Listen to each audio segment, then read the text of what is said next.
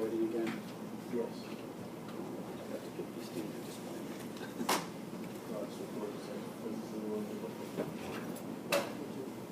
I'm gonna get one of these. But $80.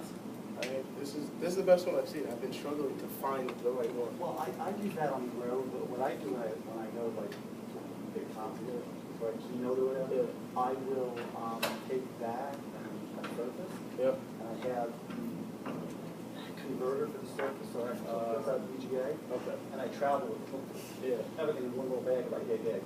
You know, so it's really convenient for that. So this works really, really well. Definitely for sure. I use this all the time, but it's a lot. That one I love. The 2 mile down, it doesn't work with 2 mile. Okay.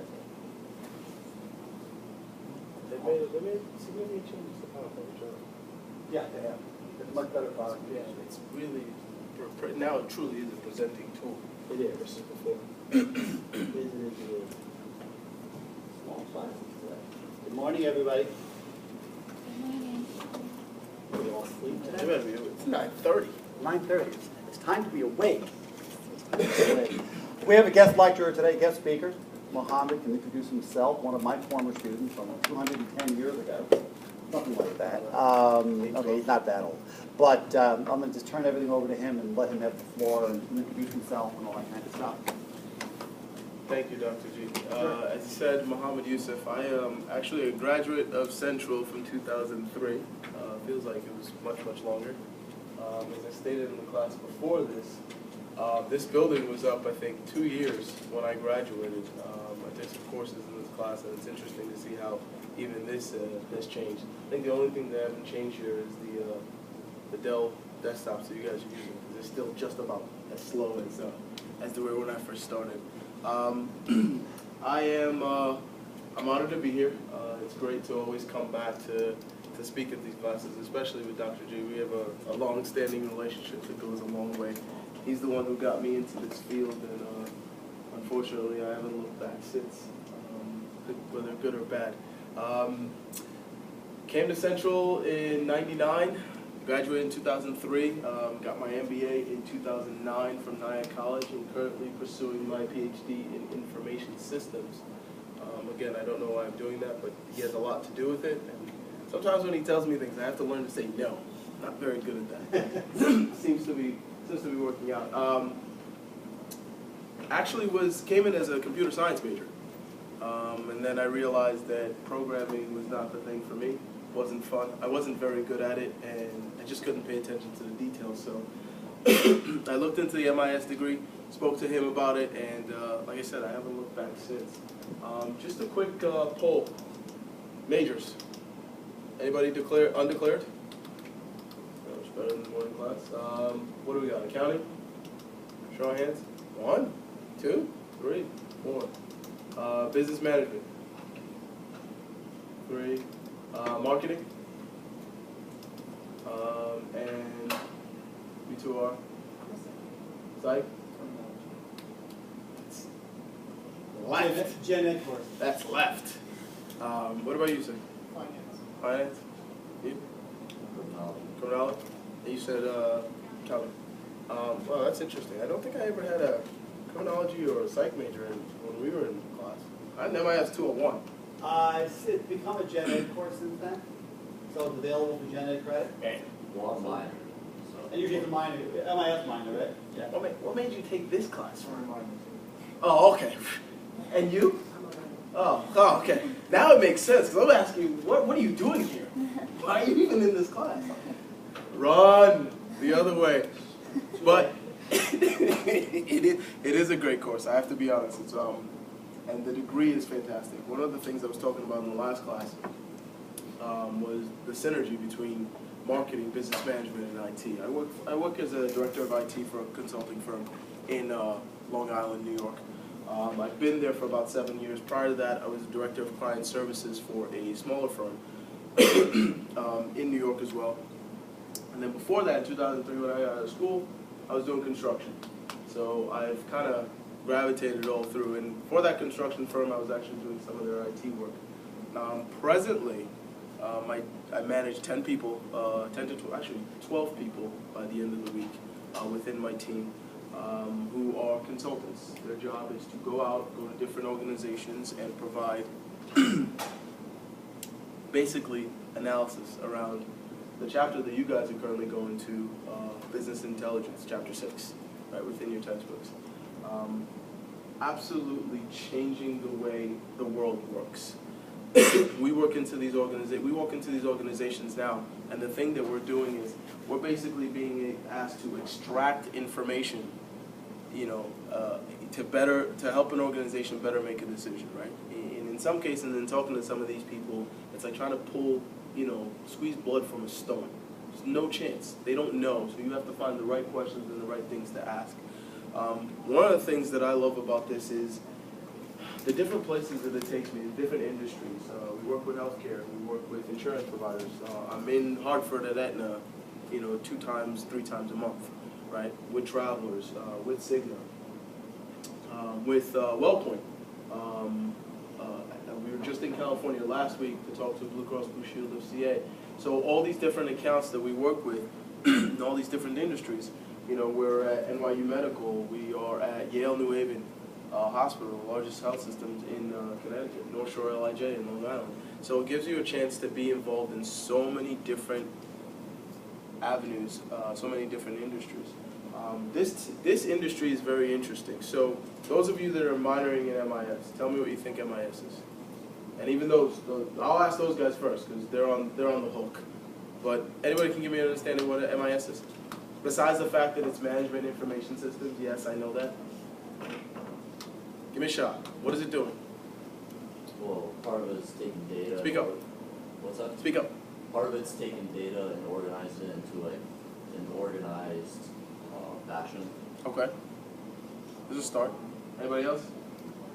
Looks like using technology, computers to help businesses and things like that. That's a better understanding. Can you speak up? What was your name, sir? Matt, Matt. Just speak up a little bit louder. you want me to say that? Yeah. No, I was using like computers and technology to like improve business, how we do things. Yep. Anybody else want to add to that? He's got it pretty much nailed on the head, right? It's taking technology and having businesses utilize the technology to help improve the way they do business, right? Organizations take the technology, they use it to do analysis to help themselves do better. So I'll start with the same question I started in the last class. How many of you have some sort of social media page? Any way, shape, or form? Right. How many of you have liked something on social media page? Right. Do you realize that every single like that you give is being used to analyze you, to better understand you? How many times have you liked maybe a sneaker, a sweatshirt, a ring, something, and then you realize that through subsequent browses, that commercial is on your page? Yes or no? That happened? Yeah. Right. That's exactly the definition he just gave. Right? They're taking that information and they're selling it out. And they're using it to drive you into buying more stuff. That's really all it is. Right? And essentially taking all this information and understanding who we are allows this company to monetize. Right? Every piece of information that they gather goes into a database. Every single piece of information they gather comes in any way, shape, or form. Every picture you take, every post you put up, every like that you anything goes into a database, right? So they now have a better understanding of you that, you know what? You like champion gear because you have a championship, because you bought that online, right? They have an understanding. So now you're bombarded with nothing but champion stuff, whether you like it or you don't like it. Right? And through that, they can get you to buy things. That's what makes this information system. That's the gathering of the information, right? Just like you said, right? It's not just to improve the purchasing equipment, it's also to improve customer service. Right? How many of you have taken a survey when you get off a phone call or something? They've asked you to take a survey. They gather all this information and it goes into a database as well. Right? That's what this degree is. That's what it's all about. That's what management information systems is. Right? It's the ability to gather, utilize technology, gather information, and improve the way you do business. So, you guys are currently looking at business intelligence in chapter 6. I believe that's the next chapter, right? We'll get to that in a second with a presentation that I have to give you. This career has been one that's been very, very fortunate for me. I've gone through the journey of working in the field, working hands-on, putting all this equipment in, doing everything, gone in on the sales side and gone in on the consulting side. One of the things I enjoy the most is walking into an organization and sitting in front of a C-level executive, CIO, CEO, a director of technology, and saying to them, what exactly is your problem? Right? What's the issue that you're trying to solve? What do you need technology to do to improve your business? Right? And you'll get all different answers. Well, you know what? In this hospital, we need better ways to gather patient data. I gave an example in the last class. I had a customer, an organization who had 10 laptops stolen that had patient data on them. Big no-no in the healthcare industry. The person actually lost their job the week before Christmas. And the organization was fined, I believe, about $6 million by the state for that data loss. And their rating within the state dropped down 2 levels. Right? Because that patient information was so critical that this person was made to pay the price. Now, what they were doing with that information, what we were asked to do was gather all this information and help them find different ways to communicate with their patients. So one of the things that we help them do is develop an app on the phones. So patients can make claims on health insurance or apply for health insurance or submit for doctor's changes, find out about information. So take this whole Ebola outbreak that's out, right? This app gathers all the necessary information, the precautions, the different things that they need to do, and puts it on your phone before anything else. Right? This is some of the stuff that we went through in creating this app. That's using technology to better your business. Right? Because it's in the palm of your hands. Everybody in here, I assume, has a smartphone. Right? So imagine you're getting alerts from that app saying, hey, be aware, these are the things that are necessary to protect yourself from getting Ebola. Right? That's something that we didn't have 10 years ago. Right? When we sat in front of that C-level executive, that's what he wanted from us. How do I help my patients do better? Right? Providing this information is unbelievable. The other thing that this does is make things a lot easier for the consumers. How many people have heard of Apple Pay? Apple Pay. Apple Pay. Nobody? Really? You guys are kidding me. You guys even know what a computer is? Apple Pay. So Apple decided that they're going to make it easier to purchase equipment, purchase anything really, in stores utilizing their technology. Something Google came up with in 2004, but Apple perfected. Essentially, you take your mobile device, if it has near-field communication in it, which is a chip that allows you to communicate with the registers, everybody else, anything else within the store. You tap your device on the device in the store, and if you have your credit card information on here, they immediately charge you. With Apple, they utilize your fingerprints to secure the transaction. So now I walk into Panera Bread, I buy whatever I need to buy, touch my phone, put my fingerprint on, charge my card, that's it. And my receipt is on my phone. What does that do for you personally if you're shopping? It makes it easier. Makes it easier, why?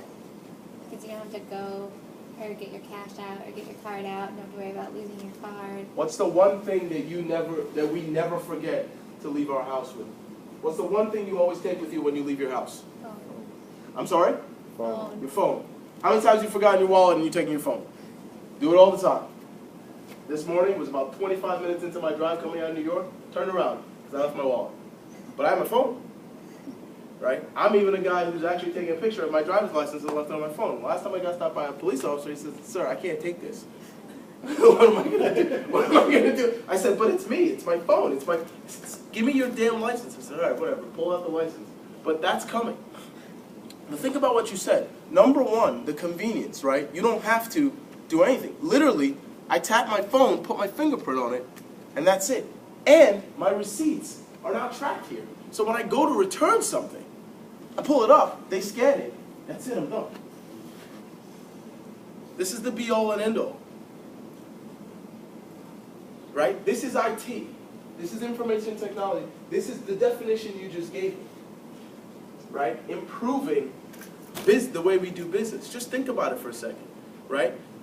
You can now go through every store and just go like this. And just keep spending. Before you realize you spent $10,000. Right? But simplicity, ease of use. But there are negatives to this, aren't there? What's the negative? Give me. What's the negative? What's the negative to this simplicity? Anybody? What's the negative? Pardon? Speak up. Your name, sir? Devon. Getting your information stolen. How many times have you lost the phone? Who's lost the phone in this place? Raise your hand. Show of hands. Right. Well, how many times I've lost the phone? Right. So what happens when my driver's license and my credit cards are on here and I lose this? Vulnerability? Yes or no? Yeah. Big time. What happens when my device gets hacked, i.e. Target, i.e. Home Depot, Sony? What happens? Is there a fear factor? Is there a risk? So at the same time that we're making it simpler and easier and better for people, there's a new set of fears that are out. Right? Before, you used to worry about a pickpocket in your wallet, right? But at least you know the guy or gal was robbing you. Yes? You couldn't be quick enough to chase him down and get it, but it's there. Now what happens if you leave this in a cab? Right? All your information, your whole life is on there. Right? The more we move to making things simpler, the more difficult we make the ability to secure this stuff, and that's the other part of this degree. Right? There are many areas you can go through in MIS. Right? You name it, you can go through it. You can be the guy that sells all this equipment and makes a ton of money. You can be the guy that does the security of this side. You could be the guy that does the app development. How many people look at the iOS and the Android store? You see tons and tons of apps. It doesn't take long to create an app. But it's so valuable, you make so much money. I've got friends that have sat down in their room, it took them 2 weeks, and they created an app. And they're charging 99 cents for it. Right? It changes the way people do business. MIS is a completely different degree. Now, we sit here and we talk about marketing people,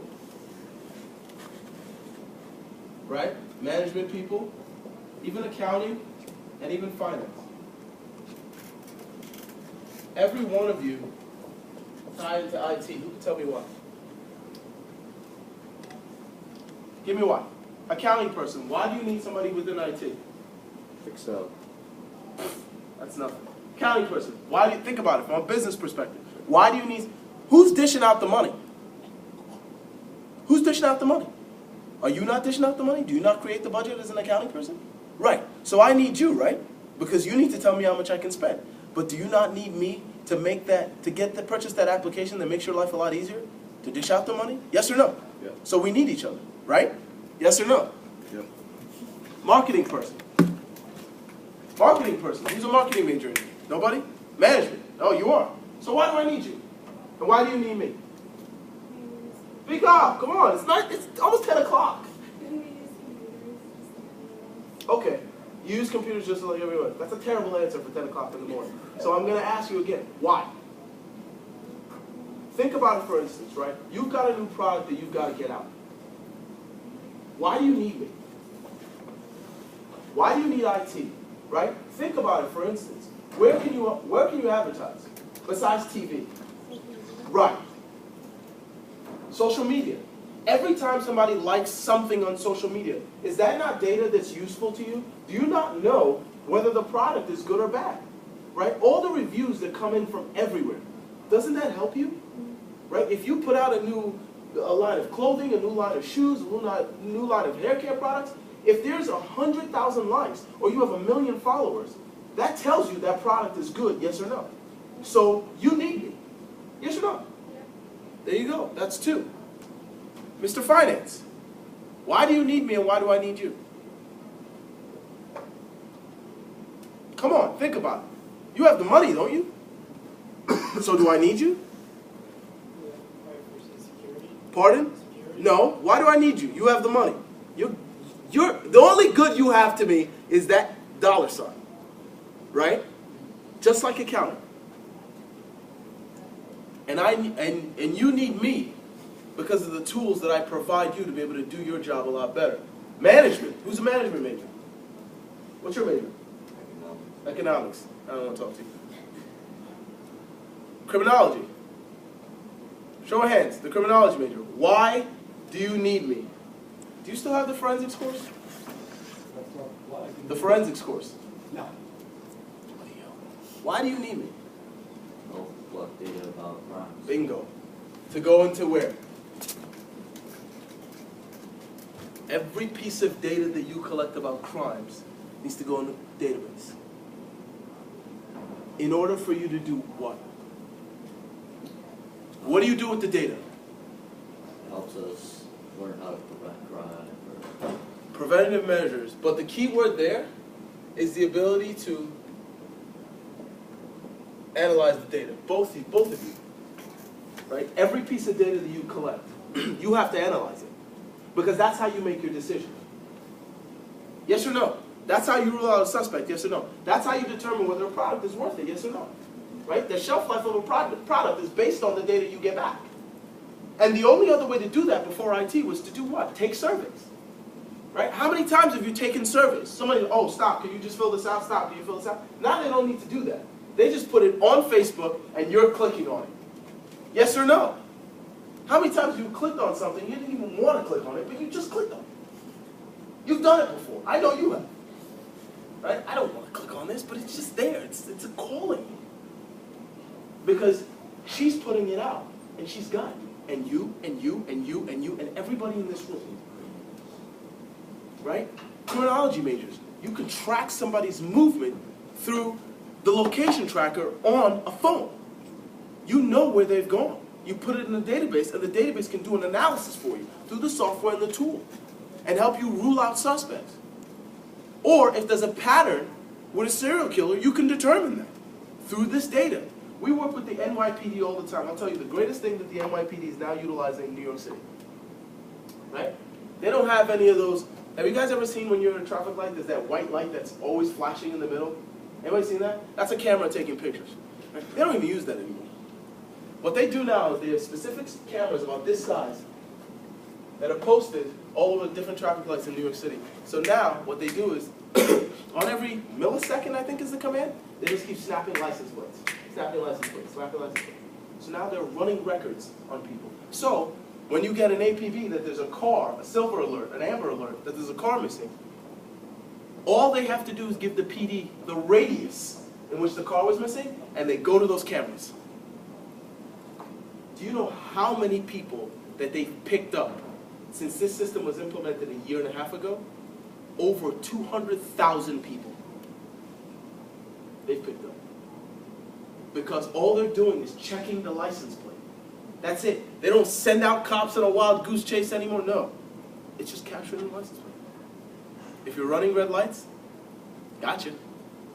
If you have existing parking tickets, gotcha. Right?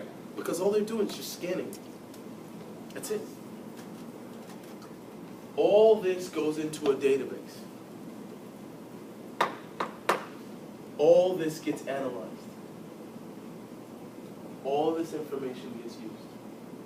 You bought Dunkin' Donuts this morning. Do you have one of those Dunkin' Donuts coupon card things? How many of you have gone to the grocery store and you have those little things on the wall bounds or ShopRite? They got you. You can't escape. She's got you. There it is. She's got you. This is all part of the marketing department. They know what you buy. Now you only get coupons for baby food or for watermelon or for, bananas or whatever it is. That's what you get coupons for. Because that data comes to her desk and she goes, ooh, age 18 to 25. We've seen a 10% increase in, caramel flavored donuts, whatever it is. And now she just has her advertising department just pump out coupons to you. And guess what? You don't want it, but you're gonna buy it. Because she's taken the data and she's turned it and used it against you. Make sense? Do you see how every single department, every single aspect ties into it? I went into a doctor's office the other day, and under normal circumstances, they tell you to get there 20 minutes before to fill out all the documents. Yes or no? Right? This woman hands me a tablet and says, put in your social security number, put in your address and your phone number. Put in my address and my phone number. Whoop! All my information, including my medical history, pulls up on the tablet. And she said, just confirm, hit check, and you're done. Literally, I saw the doctor within 10 minutes. A wait that usually takes a lot longer. I believe, in all honesty, and I'm going to create a study on this, that you spend more time in the waiting room than you actually do seeing the doctor.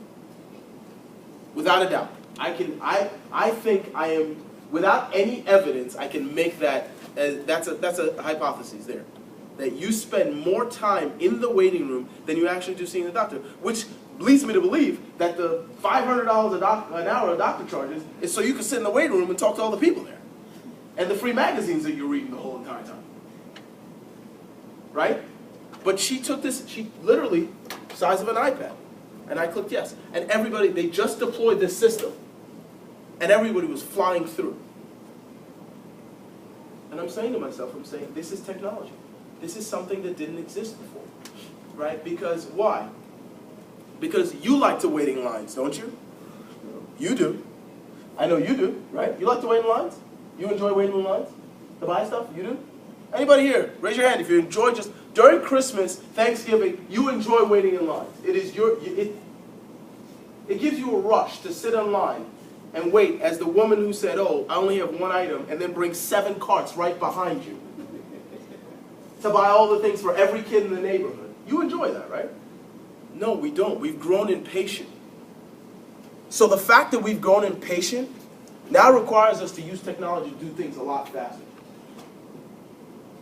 But again, the big key is the risk. The risk, the risk, the risk. One of the big projects that I worked on is with a healthcare firm where they laid out a project charter for us, which stated that they wanted to analyze several things within their environment. One was event management, right? When things happen, how do they know? Take instance for the outbreak in Ebola. My apologies. How do they know that their team is working on this stuff? How do they know when there's a potential issue with their technology while they're working on it? So in the lab where they're developing these drugs, what if something goes down? Right? How do they know? The other aspect that I talk about, vulnerability and access management. Right? With this comes great risk. Again, just imagine if all driver's licenses, if that cop had fell for it, all driver's licenses were on here, everything, every single, you've got apps on here now that have, I have my healthcare information, my blood type, everything on here through a health app. So it's here. I can forward this to my doctor. God forbid something happens to me, I'm on the floor, they can take that and forward it over and know what I'm allergic to, what I'm not allergic to. Right? But now what happens when this device gets in the wrong hands? Or you lose it. There's a risk associated to that, isn't there? And there's a price, there's a penalty, right? For you, as a marketing person, what happens if your competition gets hands on your data and they beat you to the punch for a new product? Pardon? You're losing money, right? And we all know it's all about dollars and cents, right? For criminology majors, you know, the only thing I can think of is your partner getting the information before you do, and then you looking like a chump while he's a detective and you're not. You know, that's the only part I can see there. But there's a risk associated with this stuff. And that's really what this was about, right? We were involved in a project around event management and vulnerability and asset management, right? Now you've got people working in organizations called where they say bring your own device. right, to the environment. Right? There's a risk when I'm allowing you to bring your iPad into my organization to work. I don't know what's on your iPad. I don't know what you've worked on. I don't know what's there. I don't know what risks. I don't know if you have the proper security measures on yours. Right? So, this is a presentation that we did for this firm earlier this year. Right? We wanted to discuss how we engage and meet their goals and objectives. Right? And I'll come back to the goals and objectives slides. It's further ahead. Right? The deliverables, the time costing, and the tools that we use. I won't go into the tools because the tools are a little bit advanced from that perspective. But the one theme that I keep mentioning here is gathering data, right? The database, the analytics of all this stuff, right? Once you gather all this stuff, the ability to analyze it and make key decisions, right? That's what this is all about. That's what business intelligence is all about. That's really the direction that the field is going. If you stick to MIS, and even if you don't, you'll hear the term big data. Every single picture you take, every single text message you take, every single voice call you make, every email you send, every paper you write is data. Do you realize that? Do you realize that anything you digitize is data? Right? That's why I still write stuff on pen and paper. So imagine, how many pictures have you taken in the last week? Right, a lot. You? In this room, let's say on average, everybody's taken 75 to 100 pictures. Just think about that for 1 second. Because we don't realize, I'll tell you alone, between my drive here this morning, leaving at quarter to 6 and getting here around 7 o'clock, I took 15 pictures already, maybe 20. Right? And you're asking me, you're driving, how the hell are you taking pictures? Don't ask me that. Right? But that's that time frame. Imagine how many I'm going to take in the day. Think it through. How many of you DVR programs on the TV? Show of hands. You don't DVR anything? You watch them all live? You have that much free time, both of you? All three of you? All of you? It's terrible. Right? You DVR this stuff. You record anything. You go to a concert. You download music. Data. Non-stop. What do we do with it? Does it all just sit there? Or can we monetize it? This was the process that we went through in trying to help them understand their environment. We came in as consultants. The firm I work for is a consulting firm. If I told you how much we charge for this project, outside of what they paid for the equipment that they would need, the tools, the software that they would need, it was astronomical. And you'll see the timeline for the engagement. The architecture and design, the implementation and migration, and the management and support. Right? We went through this entire process and helped them understand what the challenges were, design the solution, put it into play, and then continue to support it going on.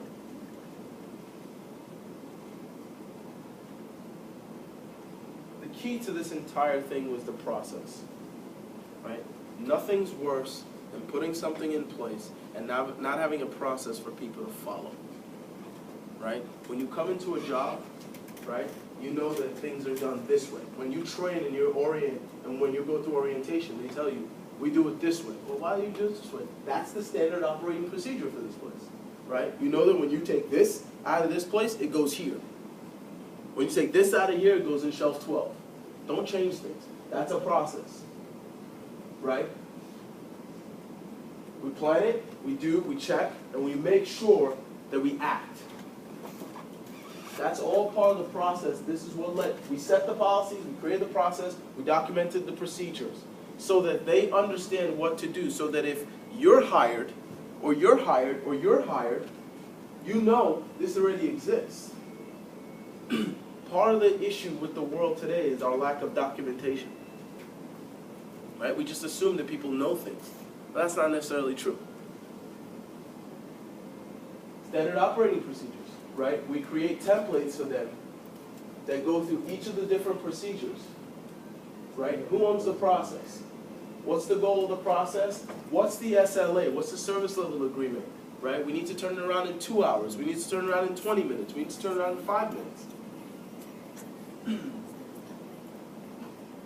So when they brought us in, they asked for us to help in 4 different places. Event management, which I talked about, right? What happens when there's a trigger for something and there's an issue or there's an outage?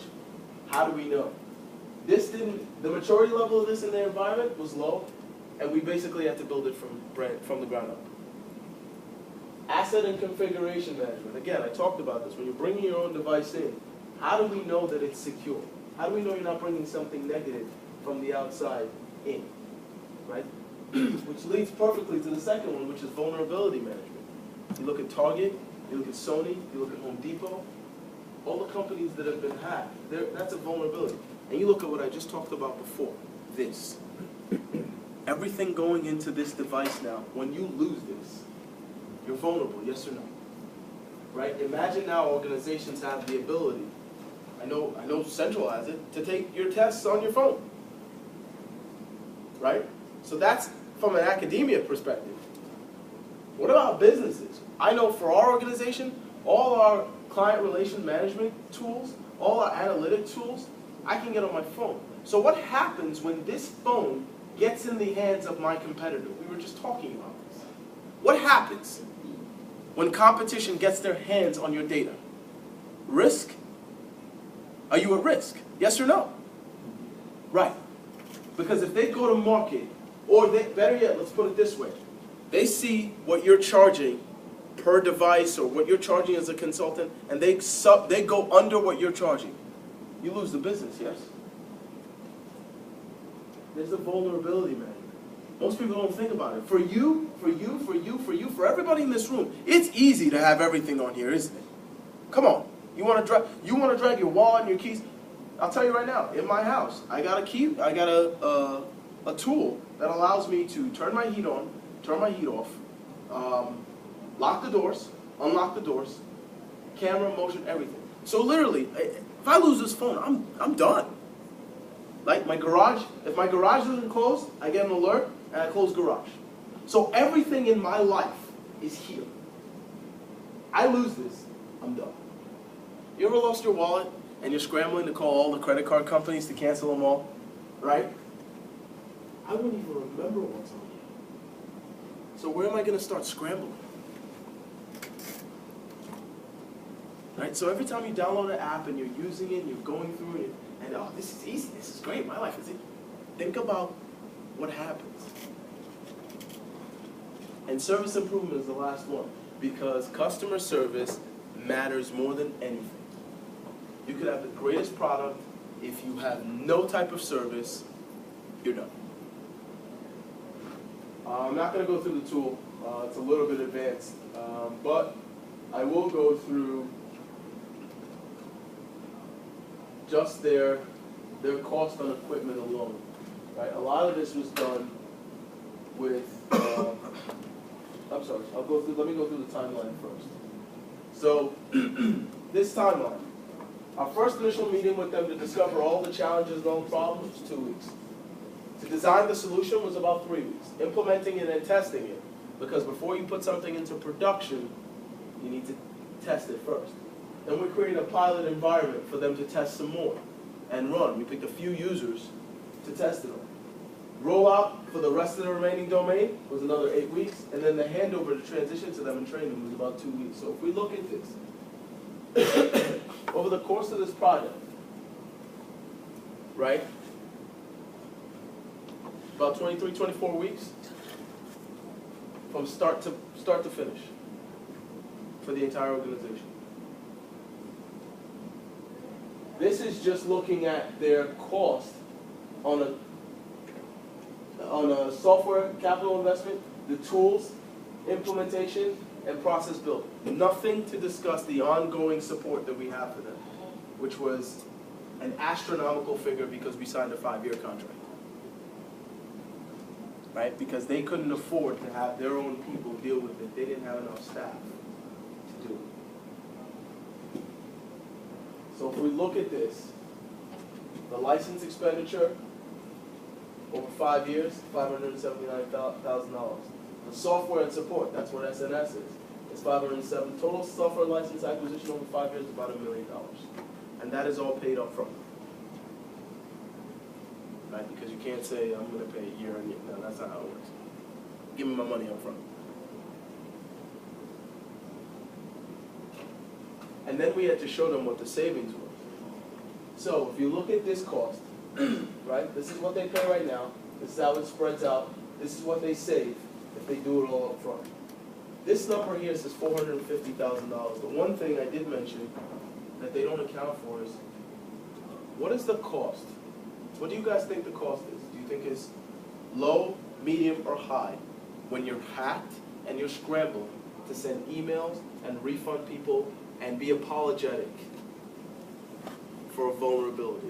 Do you think it's a low, medium, or high cost? Show of hands for low. Show of hands for high. I'm not even going to go medium. Right. So that's not quantified in here, is it?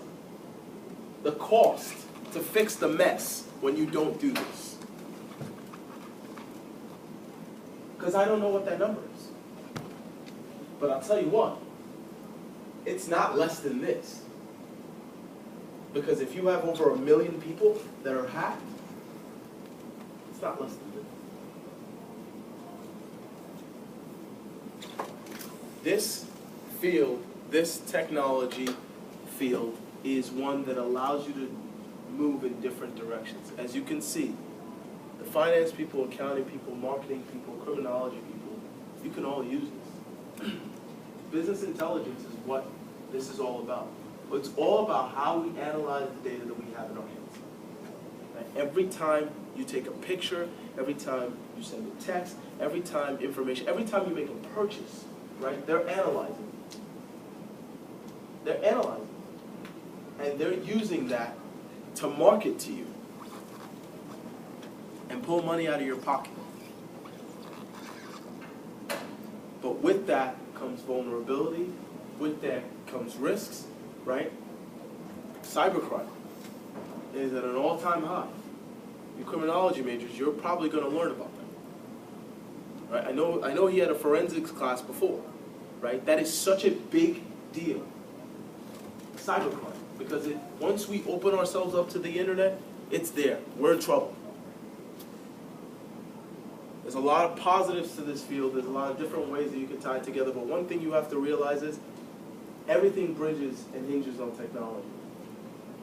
Whether you're a criminology major, whether you're a finance major, whether you're an accounting major, whether you're a marketing major, an advertiser, whatever it is, you need the technology.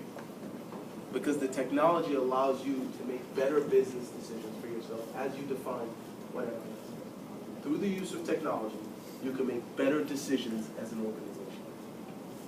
Any questions?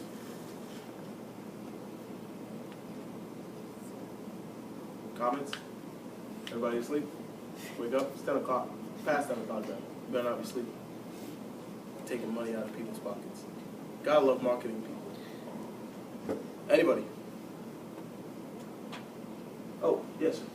So, since you charge so much to... I didn't charge so much. The people I work for charge. Your organization. Yep. So, I'm assuming the salary for an MIS major... So, that's the one thing I didn't talk about, but go ahead and finish. I just want to know how much that So, is. it all depends where you go, right? If you're in the salaries range, right? You can range from $70,000, you can range to $400,000, $500,000. It all depends. If you work for yourself as an individual consultant, you set your price. For one of the companies that we're doing work for now, I believe the rate that we're charging is about $550 an hour to review a contract. Not do any work. Just give me your papers and let me review them. So I haven't talked about anything else. Yes, sir? Just to kind of give some perspective to the Hartford area. Yep. We have a little bit of data on that.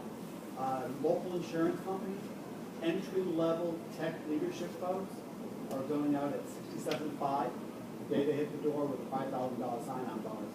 That just happened like a couple months ago with 3 of my students. In New York, it's So actually... real numbers. In New York, it's $10,000 more, and the bonus is $2,000 higher. Yeah. So, you know, to get some perspective of Hartford That's area, what, it so happens right in now. your area, and that's Aetna, that's Travelers, that's Cigna, I work with all those companies. So that's that side, right? That's within IT, hands-on IT. Once you start moving into the business consultant phase, the opportunities are endless because you can work with healthcare, you can work with insurance, you can work with education, you can mix it all across, and you can see yourself averaging $200,000, $300,000, $350,000, right? As a consultant. Right? And again, keep in mind that as a consultant, you don't need to have the hands-on, be able to implement this stuff. You usually outsource that contract, somebody to implement. You need to be able to consult, architect, design. You don't do the implementation. The implementation, 90% of the time, is outsourced. Right? So it ranges. But $67,000 coming out of college, I wish I had that. It's changed since you were here 11 years ago. Let's not even go there. Anybody else? Question? Comments? That's all I have. Thank you, guys. Chapter 6, next class, we're going to wrap up early here, so we'll see you on Wednesday. We're going to do some work in the business intelligence area, following up on what Mohammed was talking about, and we'll be using software products to run your